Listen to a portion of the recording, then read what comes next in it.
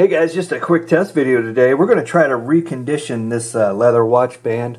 This watch, which is a, what is that, E. Howard & Company watch, doesn't appear to function right now. Still working on that. A video on that maybe later, but I wanted to get this band back in shape, so I wanted to test this. I got some mink oil, which is supposed to condition and waterproof smooth leather. Let's get that out. This, you can find this like in the shoe aisle, you know, of your local store. People will put these on shoes to try to waterproof them. And I'm just going to grab an old t-shirt, get a little bit on there, and then I'm going to rub it in. Because this one's got a little bit of fraying, I guess you would call it, on the top leather. It's a pretty old band, nice and worn. I like the worn look a little bit better than I do the brand new look, but we're going to see if we can just condition this a little bit. We're going to flip it over. See if we can condition this side. It's not in bad shape. You can see, get this up into view for you. You can see this, the holes are a little bit stretched in that section. It's not bad. We're going to get this part that rubs against the watch and the lugs there. Just a quick one, guys. We want to see how this turns out. We're going to shut the camera off and come back to it and see how it looks. Let's go ahead and do the buckle side.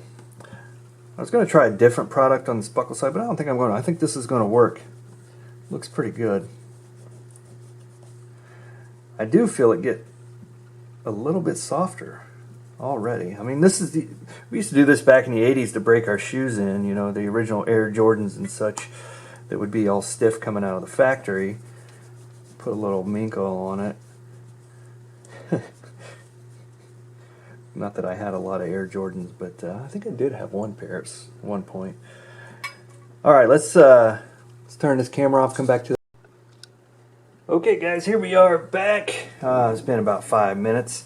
Really just need to buff this out, get the excess off of there so we can wear it, and that's it. It actually looks pretty good, I think. I like it. It's definitely softer.